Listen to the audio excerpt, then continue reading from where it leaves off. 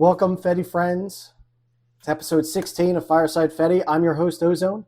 Fireside Fedi is a show about folks within the Fediverse. If you're seeing this, you are a part of the Fediverse.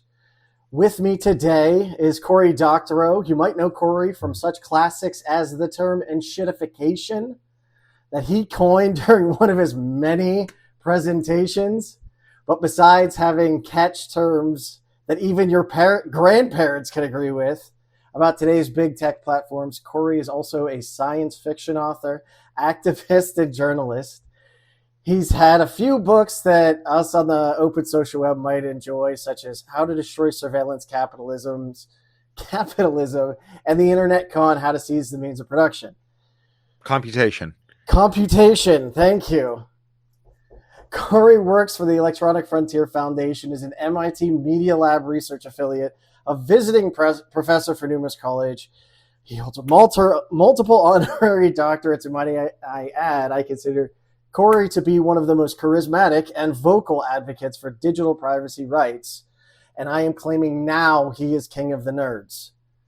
And there's just so much more to say about Cory, but I recommend everyone go look up his Wikipedia, because if I have to talk about all of his accomplishments, we'll run out of time.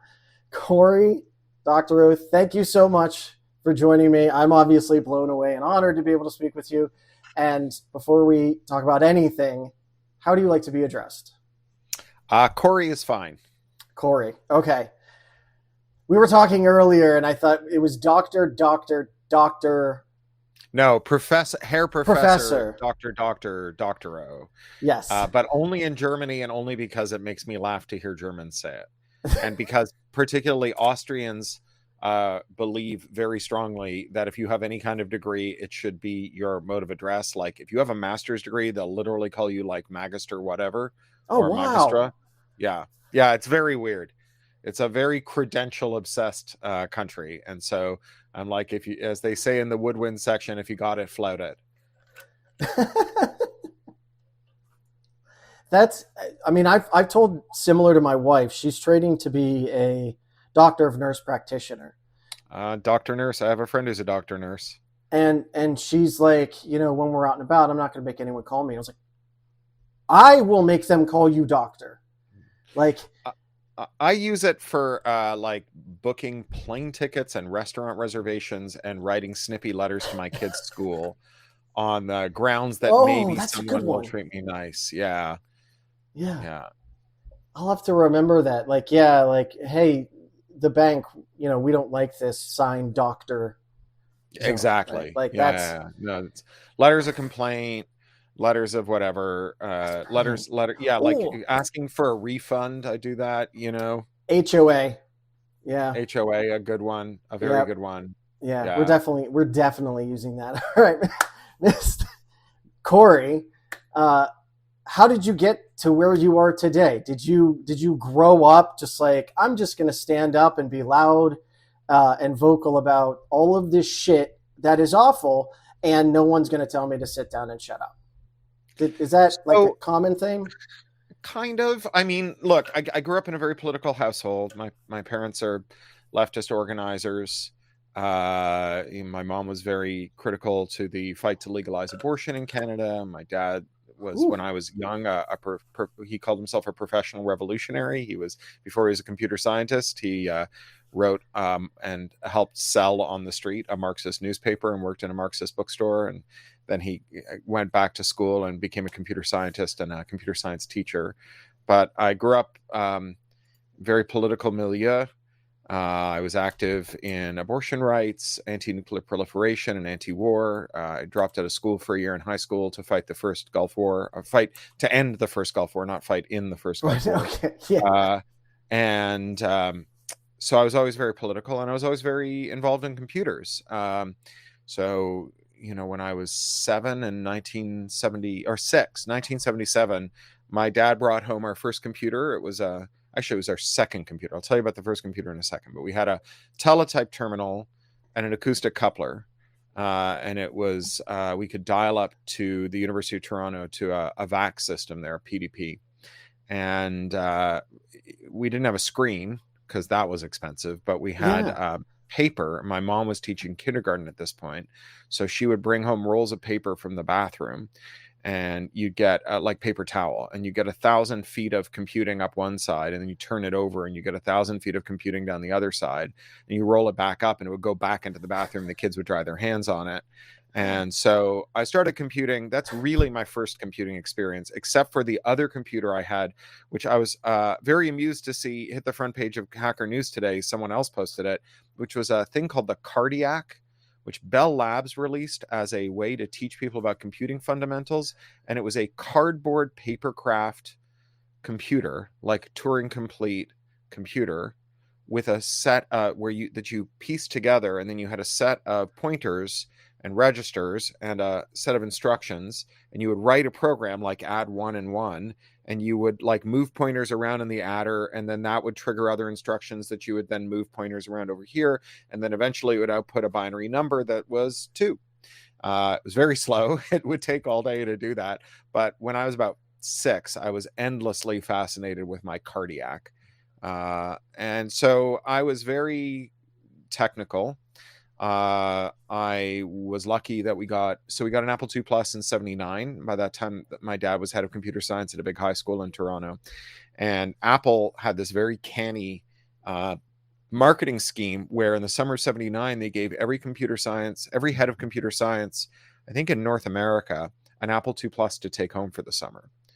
And so my dad had been teaching computer programming to students with batch programming. So you'd bubble in a bunch of punch cards, and then they would be sent off physically to a computing center and fed into a computer, and then you would get the printout, which would be like 3 lines before your program crashed, and then you'd go back and you'd look at your punch cards again. And so this was obviously a very hard way to learn to program.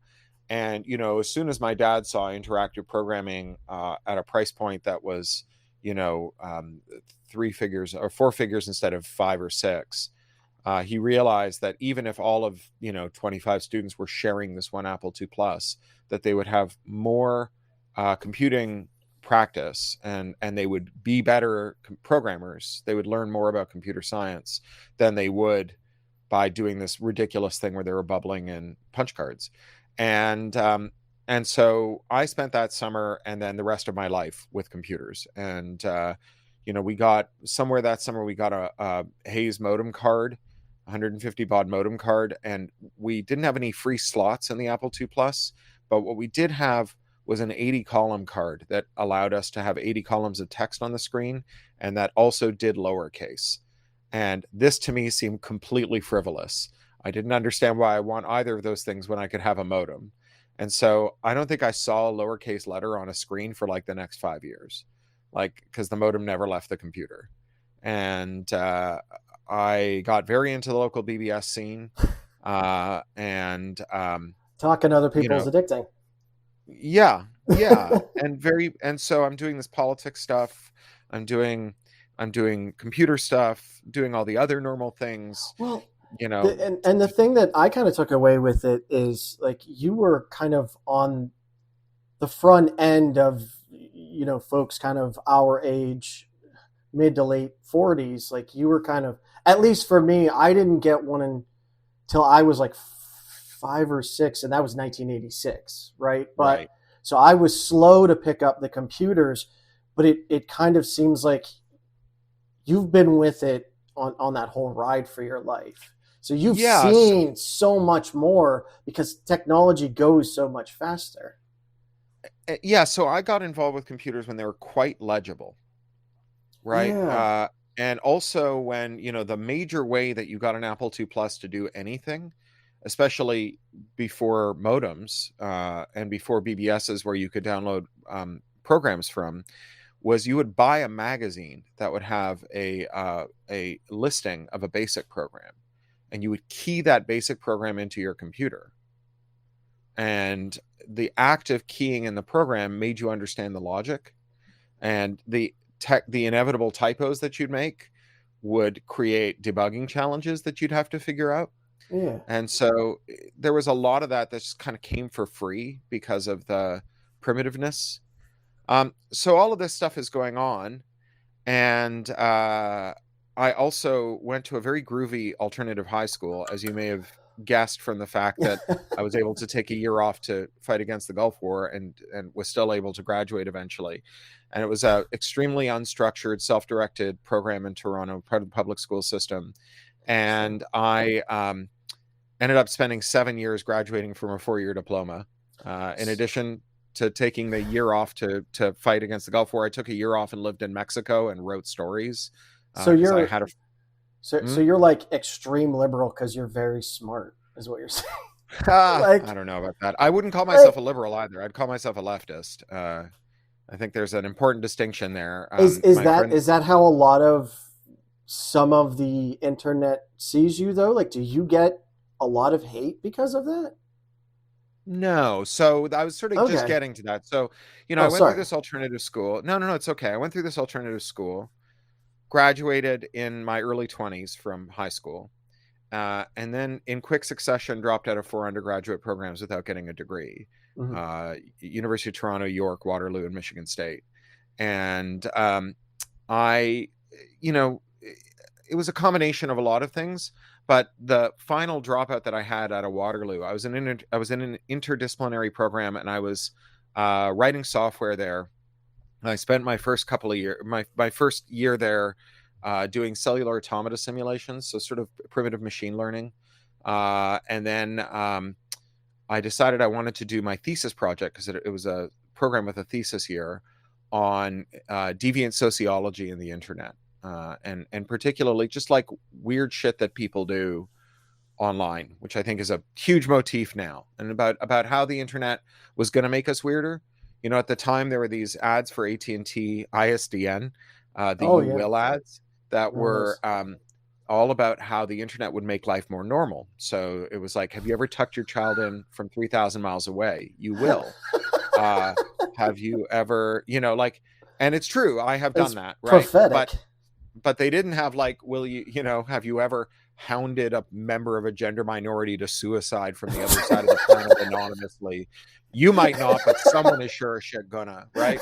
Or have you ever done like, have you ever, catfish someone or troll someone? All these things that are sort of fall into deviant sociology, including stuff that I'm very fond of, like pen testing and vulnerability reporting and just making mashups, copyright infringement for fun, all of that stuff. So I wanted to write this undergraduate thesis. And my idea was that I was going to do it in hypertext, and I was going to, as a CD-ROM, and I was going to embed all of my references so they'd be clickable, because none of them could be referenced through normal ways because they were all media, right? They were all online conversations, chats I'd grabbed, and Usenet posts and stuff from FidoNet, so on. And my advisor, who was amazing, this woman, Ann Dagg, met with the committee, and they said, tell him that he has to present it on 25-pound, 8.5 by 11 bond, double-spaced in a non-proportional typeface, because that's how our theses work. And right around then, like within days, I got a job offer to program CD-ROMs for Voyager in New York, which was the coolest multimedia company in the world at the time. And I was like, stay here, pay you, don't do hypermedia, drop out, get paid 10 times what I'm making working in a science fiction bookstore, make multimedia. So I quit. And from there, I went to... Can't imagine why. Yeah. And so from there, I had this idea that, I got a little contract work helping people like set up LANs. Like you'd have a little ad agency or whatever, and you'd have a bunch of computers, and you were floppy netting, sneaker netting things around. So I'd set up a LAN and an ISDN modem, and put Ethernet cards in all the computers, get a file server and a remote backup solution, just sort of contract work. And I got the idea that some creative agency might pay me to make them a Gopher site. And I finally sold someone. So I went around showing people Gopher. And I found someone who was willing to do it. And sort of like 2 days into the project, I said, I need to come down and meet with you because I've just seen this thing called NCSA Mosaic, and it's going to blow your mind. And we shouldn't do a Gopher site. We should make a website. So I started making websites. And one of my clients ended up, he and I, along with a neighbor of mine, did a startup. We raised $19 million in the capital markets, and we in 1999, and we did a startup called Open Cola. We hired most of the programmers for the Cult of the Dead Cow, and we started building an open, free search engine that was peer-to-peer. So a way of doing file sharing and search that was peer-to-peer, something like a cross between Nutella and Google. And our VCs really liked this idea until Napster got sued. And in the lawsuit, their VCs and their VCs limited partners were all named. So like the insurance companies that had given the VCs the money to invest got named in the lawsuit against Napster. And our VCs limited partners called them up and said, tell me you haven't invested in any peer-to-peer companies, right? And then our VCs called us up and said, explain to us how we are not going to end up being destroyed. And so I started to look around for someone who could cool out our money guys. And I talked to our coders, and the CDC people were like, yeah, you should talk to EFF. We worked with them during the crypto wars when we were legalizing cryptography. And, you know, EFF's most important lawsuit at that time was the 1992 suit, Bernstein v. DOJ, which was a case that legalized civilian access to cryptography and ended the classification of cryptography as a munition. And this is why you have access to ciphers stronger than DES 50. And as a minor aside, part of that case, or part of that campaign, was that John Gilmore, our co-founder, who helped write GCC, helped write Solaris, designed the Spark chip, founded the first ISP, started the alt hierarchy. John built a computer to brute force DES 50, the defense encryption standard of 50 bits, which was the cipher that the NSA said was sufficient for civilian use. So he designed an ASIC, and then he commissioned production of it, and then he built a thing that looks a lot like a Bitcoin mining rig, because it's just doing a lot of hashing, right? And that computer was called Deep Crack. It cost $250,000, and it could break DES 50 in 2 hours. And Deep Crack is right there next to me because John got sick of having it in his garage. Just as an aside, I am sitting next to Deep Crack. Very cool. Yeah. Also, it's a lovely name. Yeah, it's really good. So anyway, and it doesn't belong to me. John says that I can have it until I don't want it anymore, and then he'll take it back. But I can't big sell is it it? or give it away. Size of a bar fridge. It's got like 10 boards with 25. No, how many? I've got one of the boards framed on my wall. So 1, 2, 3, 4, 5. 1, 2, 3, 4, 5, 6. 35 ASICs per board, and it's got 10 boards. That sounds amazing. It's really cool. It's a great computer, and the ASICs are all silk screened, Deep Crack. It's really cool. So anyway, hang on. We're saying that right now we're talking about Cory Doctorow's Deep Crack. So someone wants the camera pointed at Deep Crack. Let me see if I can get it in the shot here. Hang on. I don't know if my cable. I think we kind of saw it. It looks there. It's next to the filing cabinet. Can you see it? Right there, I can see it. Yeah, we can see a part of it. Wow. Yeah. And it was how much? It was $250,000 when John built it. In 1990. 1991, maybe. The case was 92. I don't know when he did Deep Crack. Whew.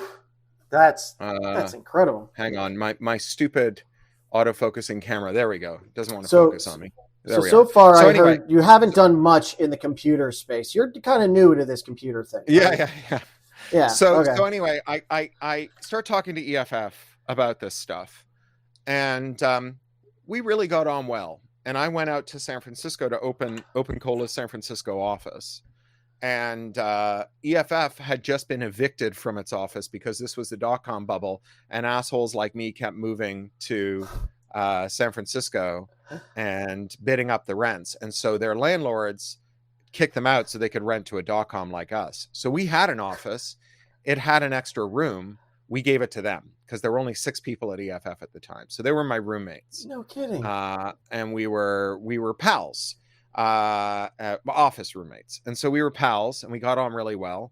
And then the dot-com crash happened, and Microsoft offered to buy Open Cola, and our VCs figured out that this was an exit they could take that would help them make up for the fact that the rest of their portfolio had cratered. And they did what's called a cram down round, which is when they zero out the equity of the founders. And so I was one of those founders, and I got really angry. And they were like, well, what are you going to do, right? If you walk away from the company, the sale might not go through. And if you stick in, you will eventually get a really cushy job at Microsoft. They want you to be their DRM evangelist. I'm not making that up.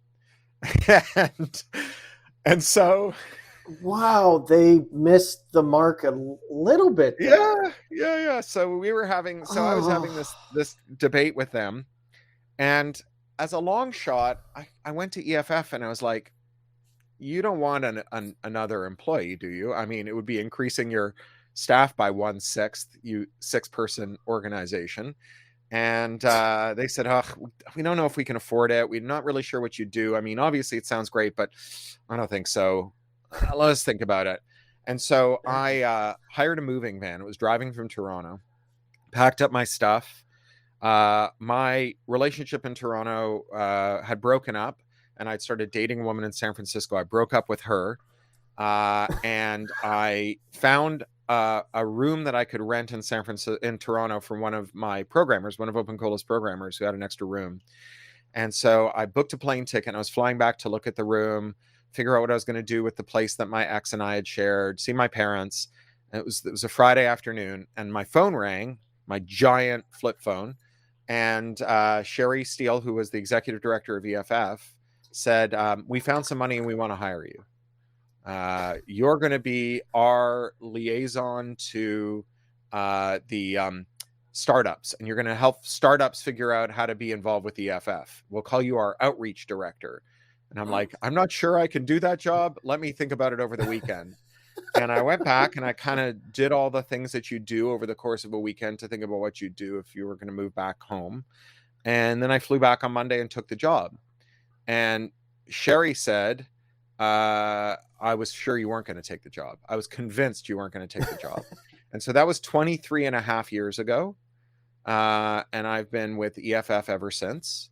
And that's how I ended up where I am. So that's the story of how I ended up where I am in this intersection of politics and technology. Wow. That's and with many more to go, right? Like what? So you've been through a lot of computing's modern era, right? Like yeah. And we still have a ways to go. What do you forecast? What do you think it looks like? Is it like last year? Is it, no, it's totally not going to be new? like last year. So some stuff has really changed in this year, and it's, it's Trump, right? And there are a lot of things we can say about what's going on with Trump. We can talk about Doge and the reckless use of AI in government context and so on, but those aren't really the things I'm campaigning on. I'm lucky to work with a big organization that has lots of people who campaign on lots of things. EFF was the first organization to sue Doge and Elon Musk by name on behalf of federal workers whose privacy had been violated under the 76 Privacy Act. And so we're this is an issue where my colleagues have really covered themselves in glory and are doing really well, but it's not my issue.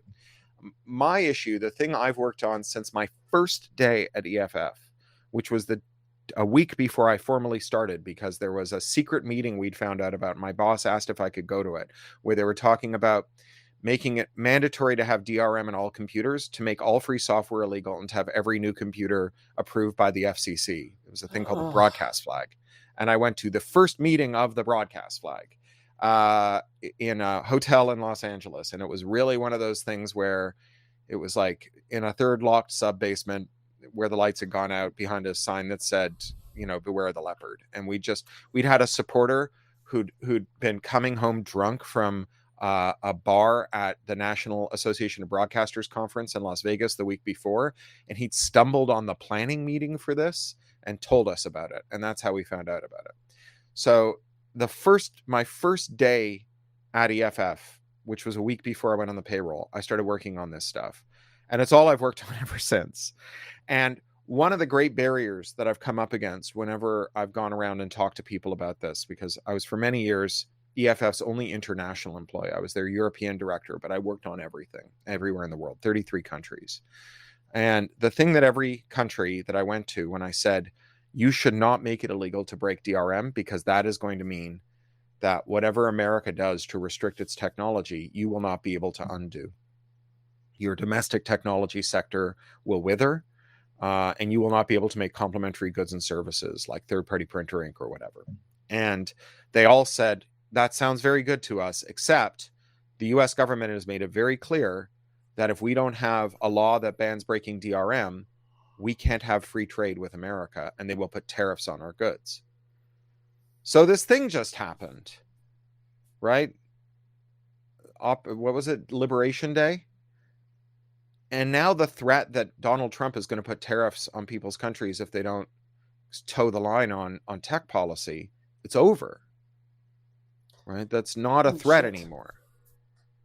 And you have all these countries that are trying to figure out what to do to retaliate against Trump for tariffs. And the main retaliation, the one that certainly our prime ministers in Canada since Trump took office, Carney and Trudeau, has come up with, is retaliatory tariffs. Retaliatory tariffs, they're a tactic from the 19th century, and it is a way that makes everything in your country more expensive, which is a very weird way to punish America. As I say to Canadians all the time, this is like punching yourself in the face really hard and hoping your downstairs neighbor says, ouch.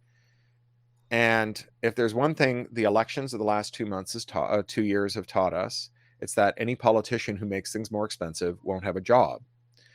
And that means that we are really in a place where lots of countries would be very well advised, both economically and politically, to think about things other than retaliatory tariffs.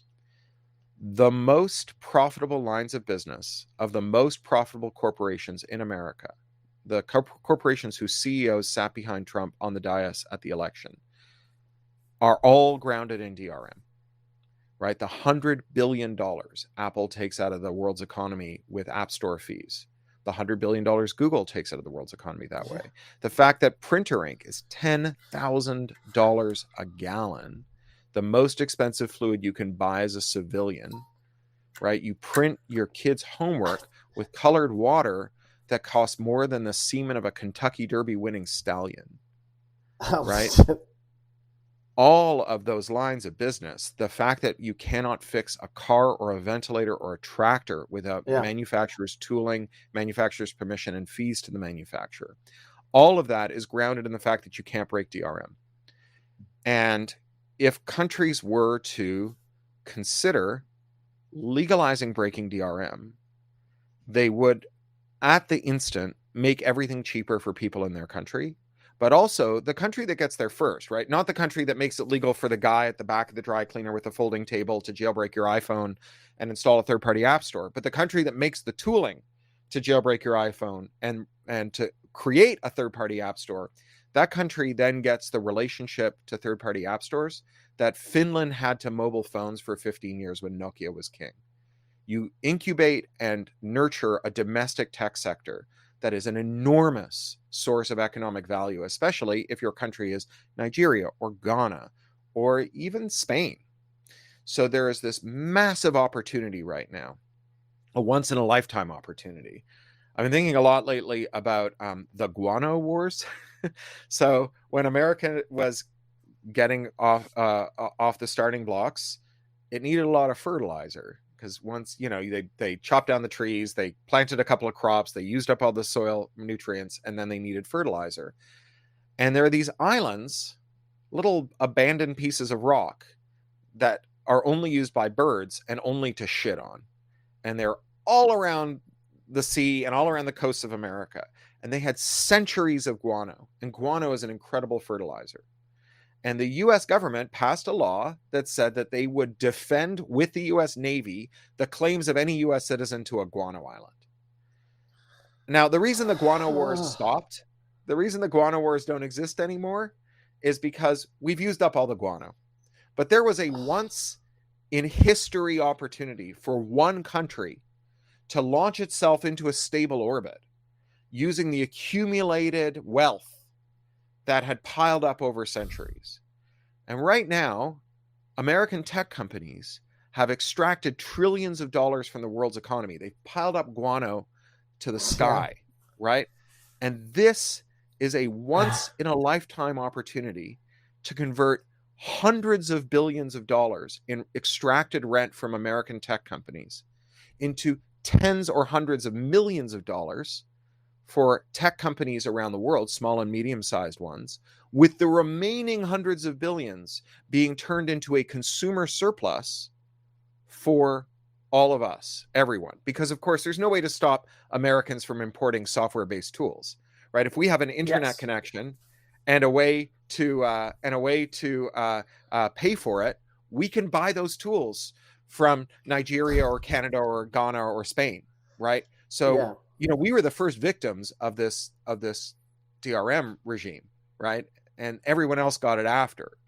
So, if Canada like tariffs soybeans, that is a very indiscriminate weapon, right? And the major impact of that is felt by some farmer in a state that begins and ends with a vowel who never did anything to Canada.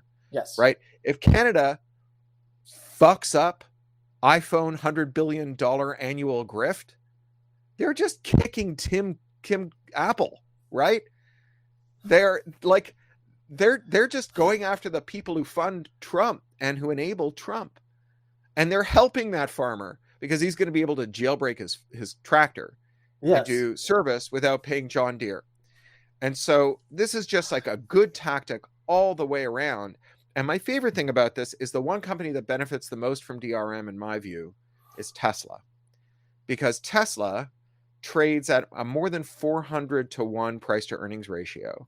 Whereas like Ford, it's like 6 to 1. Tesla makes no sense. Like they lose 70% of their value and they go up. But the thing that markets are betting on is that Tesla has recurring revenue streams from software-based upgrades and subscriptions. I have heard about that, yeah. Tesla's valuation is grounded in DRM. If you get rid of DRM, then every Tesla driver in the world, instead of putting a sticker on the back of their Tesla that says, I bought it before Elon went crazy, they could go and jailbreak their fucking Tesla and get all the downloadable content for one price that they pay to a mechanic who doesn't give a dime to Elon Musk. And that brings the price to earnings ratio of Tesla to something more like Ford, which is 6 to 1, right? Not 400 to 1. Car company, not a software company. A car company, not a software company. And where does Elon Musk's power come from? Well, he's got these incredibly valuable shares that he stakes as collateral and loans that he takes out so that he can buy Twitter and the presidency. So let's kick Elon Musk in the dongle. Yeah. Yeah. So this is what I think can happen in the next year. This is the first time in 25 years that we've had this opportunity. It's amazing. And I don't know if we're going to pull it off, but I think it's ours to take or lose. And Milton Friedman, who is like this economist who is the court sorcerer to Ronald Reagan and Margaret Thatcher and Augusto Pinochet, who's far-right economist, people used to say to him, Milton, how are you going to make your ideas come true? Because like in the 60s, when people really liked the social safety net and the New Deal and the post-war prosperity, they would say, Milton, how are you going to convince people to give up on a university education for their kids, a dignified retirement, healthcare, and so on? And he would say, in times of crisis, ideas can move from the periphery to the center in an eye blink. Our job is to keep ideas lying around and not let a crisis go to waste, right? So his ideas were terrible. His theory of change was right. When the oil crisis hit, he transformed the world for the worse. So Steve Bannon, he says that he's a left-wing Leninist. I am a right-wing Milton Friedmanite. I think that when crisis strikes, and it's not an oil crisis this time, it's a Trump crisis, we can move ideas from the periphery to the center in an eye blink. This is the moment where people are willing to think about something that they've never thought about before. And I really think we've got an opportunity, especially since the first country that gets there reaps the lion's share of the benefit. And so once a country makes a feint towards this, I think the other countries are going to stampede for it. So I think this is an incredible moment. Well, and I think, and that's what I was kind of hoping. Where it started, it sounded like it was, you saw, especially with America's influence, locking down the world. But, and you ended where I figured you would. Like, I know Europe is very open source friendly, and they're pissed about what's going on, that they have no control over it. And the quickest way to market, in my opinion, I'm hoping, is open source. You have billions of dollars of code waiting right there. I don't know if you're referring to the Fediverse as well, but I'm hoping, that again, that they see all of this amazing value sitting right here that we can put the country on and get away from that bullshit. That's been my hope. Yeah, I don't think they're going to do it because they value openness per se, or even software freedom. It's self-defense. I think they're going to do it because they want to know what's inside the box. And I don't know if you saw the Libre Planet talk. I think it was 2018 by Benjamin Mako Hill, his keynote about open source and free software. And he said that obviously this is a tedious debate we've had for a long time, but he said, look, 20 some years ago, open source and free software meant the same thing, but they emphasized different things. Yes. So open source emphasized code quality, right? It emphasized the instrumental benefits that arose from transparency, right? Yes. That's open source, right? It's going to help you make better code cheaper. Free software emphasized freedom, right? It emphasized the ethical considerations.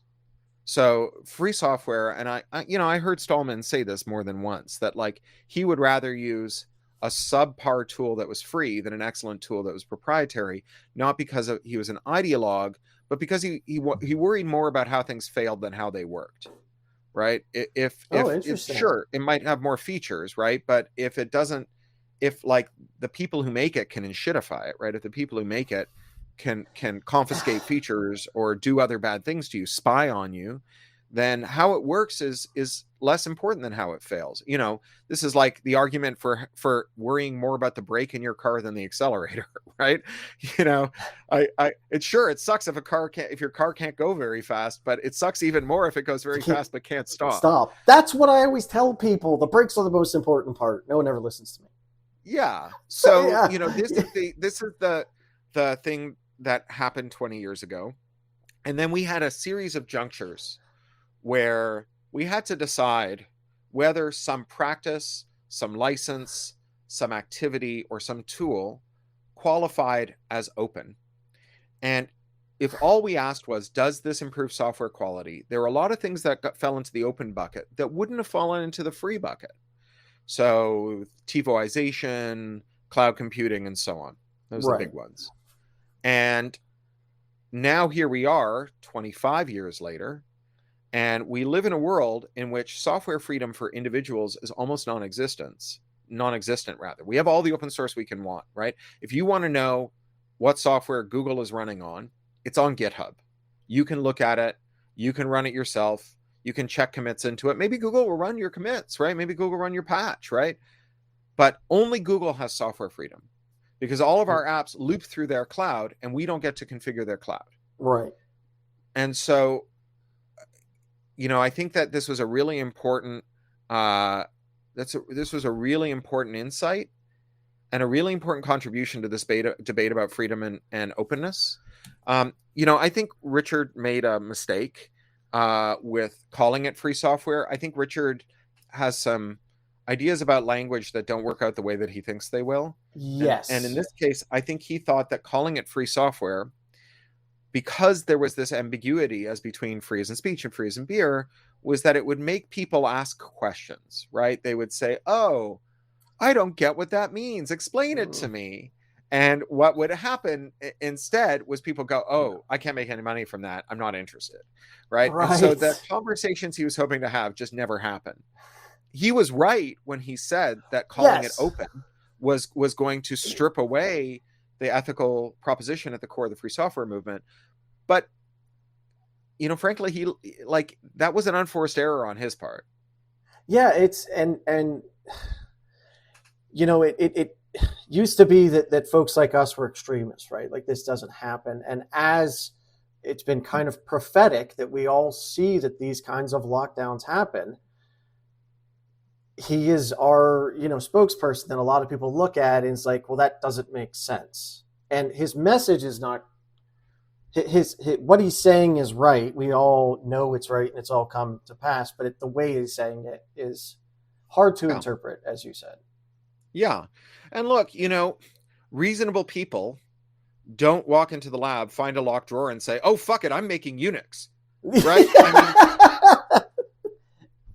So like, we're not reasonable.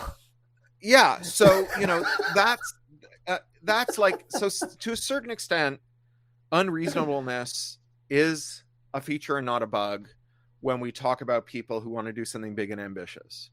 But it's also why benevolent dictators for life are such a problem.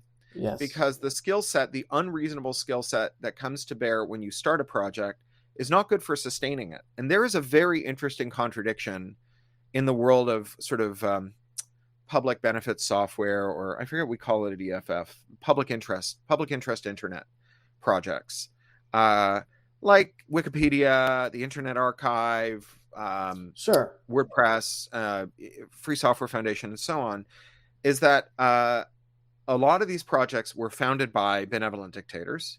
They ran as benevolent dictatorships, and most of them still run as benevolent dictatorships. There have been very few people who stepped down and handed things over, including people who self-identify as socialists or leftists or Marxists. They still are running this not with a committee of stakeholders or a worker co-op or whatever. They're running it themselves. They are the ultimate decision maker.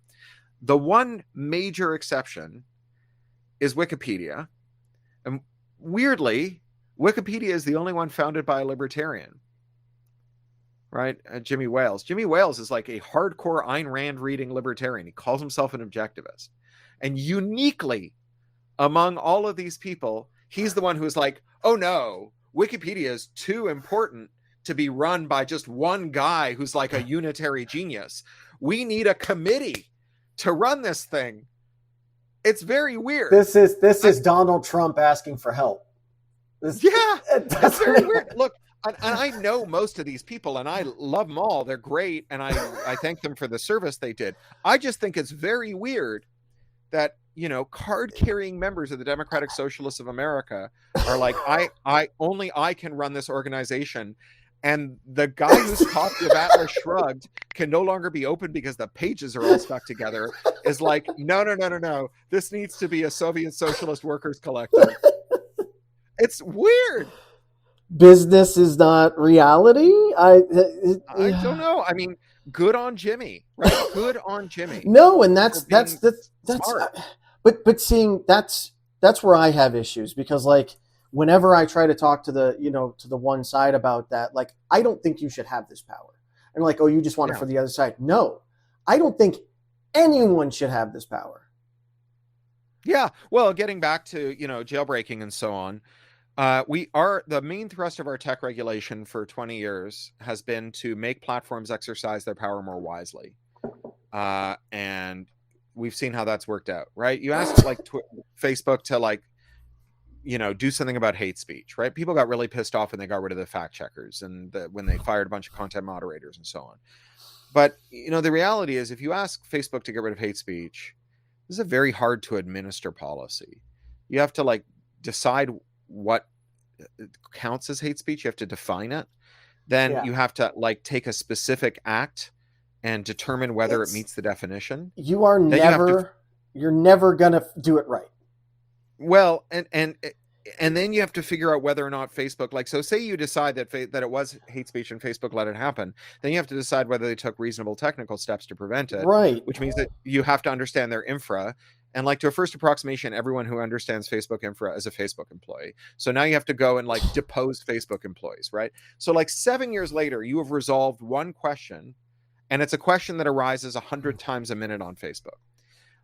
On the other hand, if we legalize jailbreaking, so it's easy for people to leave so they can do federation. This is where I come down on the other side of many Fediverse people. I think we should federate with threads. I think we should federate with threads so people can leave threads. I'm going to say this. Right. I think we should federate with everyone, because every new single person, any entity, big or small, you make the whole network that much stronger. I understand the network effects argument. I'm making a slightly different one, which is that there are people who Oh, are on Facebook because they like Facebook. we'll never Are come they here. because they hate Facebook more than they like their friends? And leaving Facebook means leaving Mm-hmm. their friends. I think That's if we fair. make it easy for people to leave, they'll go. You know, when Facebook started, everybody who would have used Facebook was already a MySpace user. And the way Yeah. that Mark Zuckerberg resolved that issue was he gave people a bot. It was a scraper. You gave it your login credentials for MySpace. It would go to MySpace several times a day, Right. scrape Yep. Yep. everything I remember waiting, put it this. in your Facebook inbox, and you could reply to it. And that meant that you didn't have to choose between your friends and Facebook, right? You could go to the superior service, but not have to give anything up. Lowering switching costs is an act of mercy and empathy for people who are held hostage by their love for each other. And if we make it easy for people to leave, then we make it easy for people to escape the bad moderation policies, the Nazis, the hate speech, the harassment. So we have to ask ourselves, right? That is the tragedy of harassment on platform that someone has bad ideas and says bad things, or that the target of the harassment would have to give up so much to leave that they have to sit there and take the bad speech and the bad conduct, right? And I think that like it is unreasonable to hope for a world in which no one has bad ideas, but that it is within our grasp to hope for a world in which you can leave very easily when Yes. someone tries to corner you with their bad ideas. And that's what federation is good for. And so I think that federation as a policy, so like the America Act was just reintroduced today in Congress. It's an act that would require Facebook to stand up an API so that it could interoperate with things like Blue Sky and ActivityPub. And if we do that, which I think we should, there's a lot of details we'd have to get right, but if we do that, then it would mean that people could leave Facebook and make Facebook less powerful. So rather than saying, Mark You see it as Zuckerberg, an you must off-ramp. use your yeah. Rather than saying, Mark Zuckerberg, you must use your power as the unelected social media czar of 4 billion people wisely, we would say, Mark Zuckerberg, we're taking away that power. The problem isn't the wrong Mark Zuckerberg acting as social media czar. The problem is the social media czar. We should abolish Mark Zuckerberg, right? Yeah. Not make him better. Mark Zuckerberg can crawl up his own asshole and die. I don't care. I just care about who else he takes with him. I wouldn't wish that on Mark Zuckerberg's asshole, but I just want other people to be safe to leave, right? I want people to be safe to leave. No, I've never looked at it from that angle, and it's 100% right. You don't open up a door to the next room and say, you can stop being hit by your lover, just walk out the door as they're still being hit by their lover. And this is the difference between a leftist and a liberal, is leftists care about power. That is formally like one of the major differences. Stephen Bruce says, to find out whether someone's a leftist or not, you ask, what is more important, property rights or human rights? And if they say property rights are a human right, then they're not a leftist. And so if you think like property rights are a way to get people human rights, like maybe it's a way to get people a house, that's fine. But if you think a city with 1 million empty houses and 1 million homeless people should solve that any way other than moving the 1 million people into the 1 million empty houses, then you're not a leftist. And so you have to think about power. You have to think about power and not just voluntarism, not just markets, not just whatever. You have to say, like, if someone volunteers to sell you their kidneys, are they really volunteering if they don't have any money? If it's the kidneys are starving, or kidneys are the kids starving, right? And so that's the leftist position. It's to think about power. Wow. All right. Do you have a couple more minutes? I do. I have 2 minutes and 10 seconds. Okay.